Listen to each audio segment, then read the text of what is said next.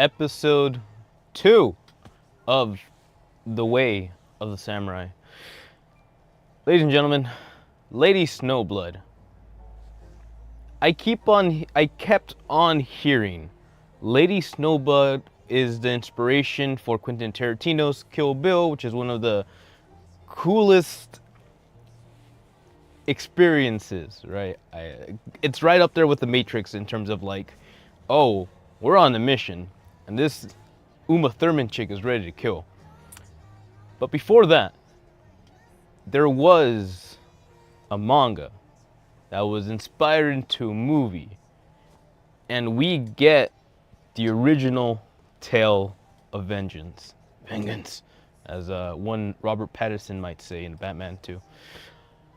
Dude, it's hard to look at something or it's hard to have something like up here, like put something on a pedestal essentially, and like live your life being like, yeah, that's the one, that's the shit, that's what it's all about. And then naturally, through time, with age, with grace, hypothetically, you're presented with the original. And when I say the original, it really felt like Tarantino was like, yo man, this Japanese stuff, we gotta get on this right now. Let's get some animators, let's make that sick animation scene by, I think it was Madhouse back then that actually did that.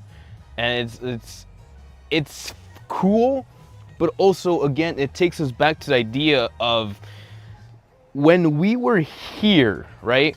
When stuff was still black and white, the camera effects were just practical and to the point, and people were just doing things by hand because that's just how it worked. Here we get into a new era of cinema, where I want to believe that somehow Michael Bay's explosions from the future created ripples in time to have the Japanese look at the Hollywood and see what they were doing at that time with production, stage, music, design, and blah, blah, blah, to give us what I would consider the more traditional, even though maybe traditional is not the right word to put, let's call it the pop culture era of Japanese film. What that means is that you're getting, first of all, color. We're now at an era of color. And second of all, it gets crazy in terms of like, number one, presenting just this presentation of the character, right? We start off the movie, and it takes us to the very beginning. Things are not great, but even from the openings, right? Even from the opening credits to those like almost music videos where they created their own song for this movie with its own lyrics, which somehow relates to the story and the plot and all that stuff. Some people might call it a jingle, and maybe that's kind of where we got that from, but regardless, it is, without hopefully being offensive, it is like something super Japanese in film when you have that sick like music in the background, you have that sick like pan zoom into like this character in the corner, and it's like it shadows out everything else and it makes you focus. The effects that we got in this era, I definitely want to say were inspired by all the fanciness and all the craziness that Hollywood was all about. And it's interesting to see how these people, what do you mean you people? How the Japanese took those inspirations and did their own thing with it, right? It might have been like them trying to imitate the Americas, but they still had like their own flavor to it. And it was the era of Japan and like all that poppy vibe. So you have moments where like a synthesizer will drop its beats in the middle of a fight scene. And you're like, whoa, whoa, whoa. what era is this, man? Like, what? Where is our mind at? Like, in this point in time. But still, damn good, damn expressive. There's no, I can't give an example as to like how maybe Wes Anderson, if you think about how expressive and creative and like maybe poppy, but also like purposely presented, he and his team make every scene of the film. And I'm not saying every scene is pure art. I'm not saying every scene has the best camera angle, but you can really tell that they were going for something different. Different just ends up being the inspiration to two of Tarantino's greatest films of all time. So let's talk about it. Who is Lady Snowblood? Why is she so damn cute? Well, TLDR, there is in the Meiji era, which is the time in the Japanese history where they were leaving the whole hierarchical shogun era, and the Westerners were bringing in technology, civilization, and basically strong arming the Japanese into like cooperation. If you do the history, America's been an asshole for a long time. And it's in this moment of mass inflection where we get culture, where we get like finances, where we have different interests from all over the world converging in Japan. And yeah, it's right off the bat, we get the whole shtick of like, people are dying, the peasants don't have money, and then we have these hierarchical old families that want to be part of this new world, so they've invested money in America, and now they're like, yo, where are the Americans? And yeah, that creates a bit of an upset within the Japanese nationality, because like, yeah, for the Japanese. And it's interesting to see how some things haven't changed, right? I won't say never changed, because I'm never saying never, damn it. Beaver fever.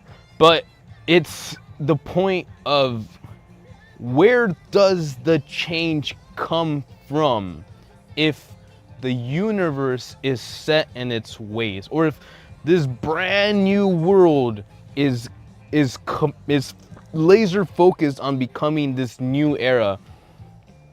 Who gets to stand up and be like, yo man, that ain't cool, that ain't cool? Well, there's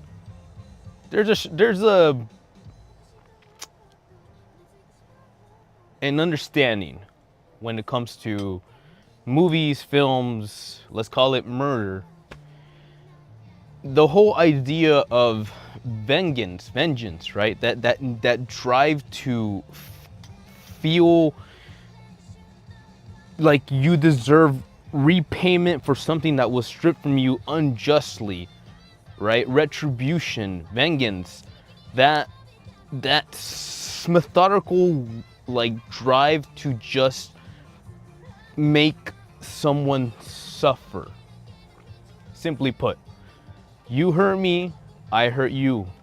I hurt you worse, you hurt me worse. Maybe someone doesn't, maybe until someone stops hurting each other. Oh, but then guess what? You hurt the person who was close to that, and it's just this interesting shtick. So we have a poor lady who has been forced to conceive, I put forced slightly, conceive a being that will carry this damaged person's will. And if that sounds complicated, then let me tell you, banging prison guards just so you can have a baby, just so you can die during its birth and be like, oh baby, You take all my anger into the world. Mothers, huh? I don't know how that conclusion came to be. It's something that kind of leaves me thinking about where is that line, right? Do we get to the point where such injustice is served that you know that in that moment you no longer are concerned with the future well-being of the next generation? You're just so focused on making sure that the next generation is doing what you want it to do, or doing the task that you had hoped to accomplish in your own timeline. But for whatever reason, we don't hit those marks. And we pass down this will, this inspiration, this drive, this desire, whether it be a positive or a negative force, into the arms of those that we carry, as we hold into the next generation. And that's a choice, you know, that's a choice. We get the story of the ultimate badass woman who, although she is beautiful, right? It's just putting that simply. The idea of this high-class lady walking throughout Japan, going into the dirty places, going to the slumvilles, right? In her nice-ass kimono, about to get jumped for obvious reasons, and she does not bat an eye. Sigma. It ain't male. It ain't just males. And what is really interesting to me is this whole idea of the female warrior, right? We think about recent years. I think about recent showcasings of films and how we portray women in those films, right? I'm directly thinking about Furiosa, Mad Max Saga. Granted, she was born into an apocalyptic universe, and there's no room for feminine wills in a universe where the men aren't playing nice anymore, let's just say. And how that kind of image is being presented here and there. Another great example, Jurassic Park World. Scarlett Johansson is out there blasting her fucking BB guns and being like, yeah, I'm Turok the dinosaur hunter. Okay, you're a military army specialist and you were in a tank top. Got it. And then we think about Ana de Armas, who, although the film Ballerina had like, I think I didn't like it as much, right? If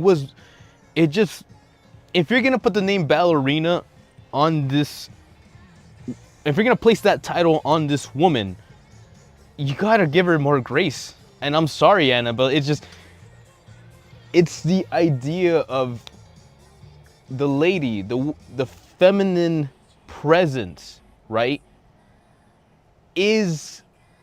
Can become terrifying when you realize just how dangerous that woman is.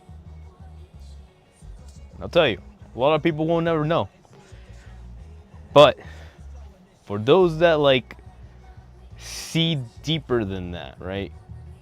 Those that aren't just looking at, oh, that's a girl with muscles and she's wearing a tank top because she's flexing, and oh man, she must be so manly.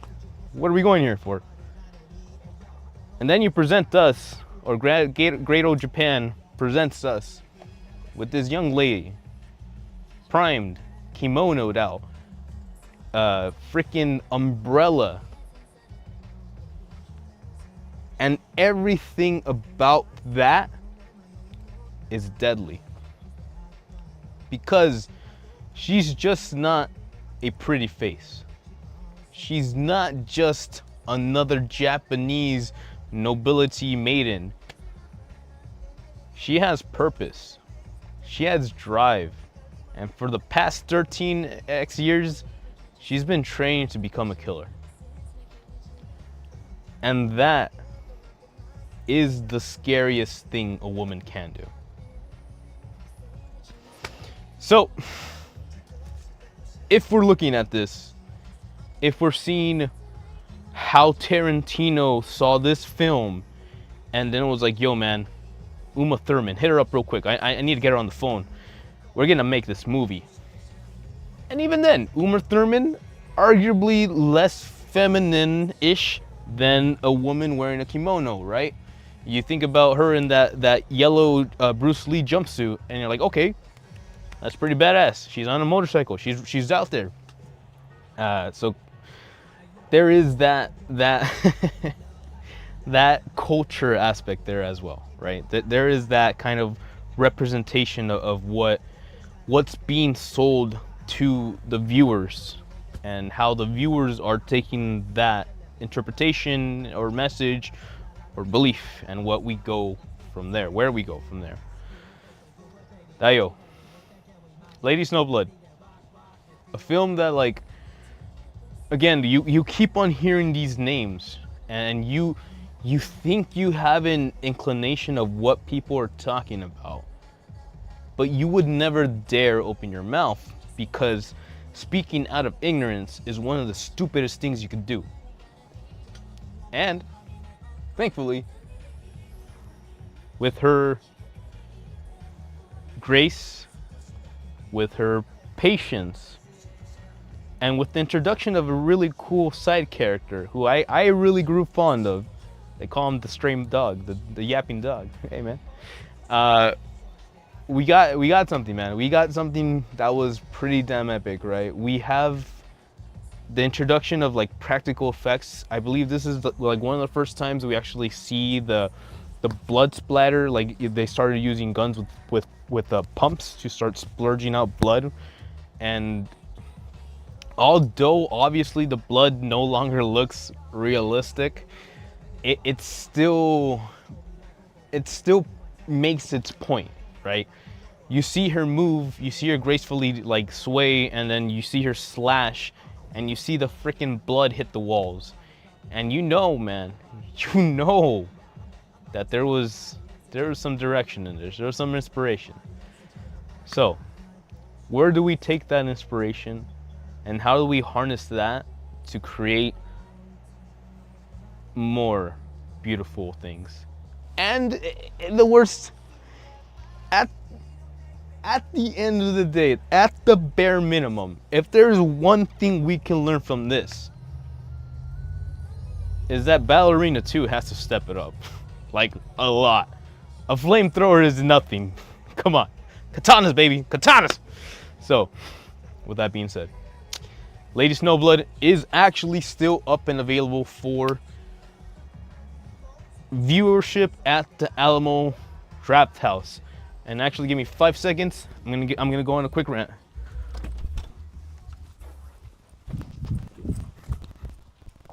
You're with me in the.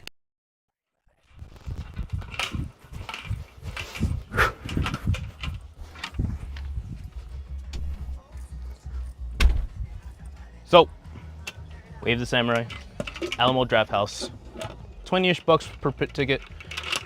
And here's the rant. How the fuck are you gonna sell me a $50 popcorn bucket and try to upcharge me $10 for fucking popcorn? Are you fucking kidding me? Who the fuck came up with that? That's it. Still, it's kind of cool. I don't know where we're at with this, man. I really don't. Because when this guy comes up and gives me like an empty bucket and I'm just like, they're like, does it come with popcorn? Like, whoa, it's extra. How much is extra? I think it's like 10. It's probably 12. And I'm just like, bro. Number 2. Comes back with the receipt. 45 fucking bucks. 45 fucking bucks. And you can't give a fucking bag of popcorn with this shit. God fucking damn it.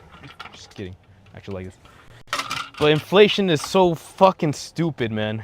Anyways, that is it right there. If you are interested in that bucket, that is 45 fucking bucks, but don't expect to get the Togarashi seasoned popcorn, because that's what I wanted to try. Sorry, that's it.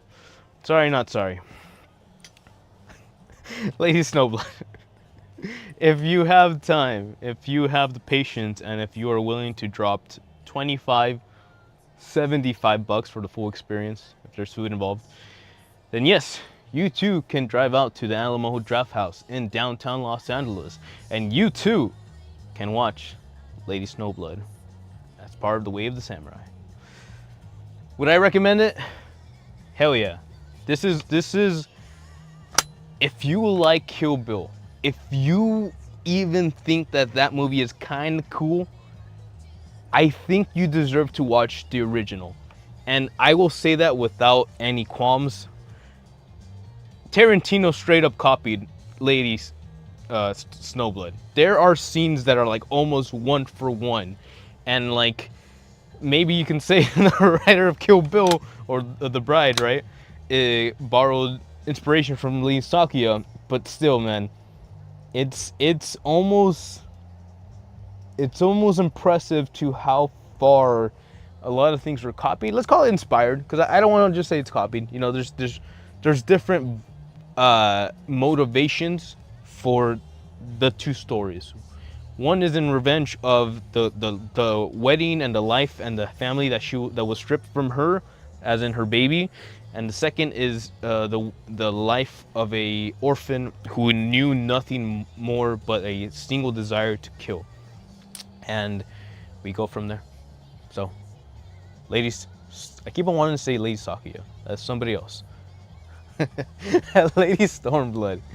If you have checked it out, please let me know what you think. How is it weird? Like, can we watch this and then watch Kill Bill and be like, do y'all feel weird? Something's different, man. So that's kind of where I'm at. Definitely go check that out if you have the availability and the luxury to do so.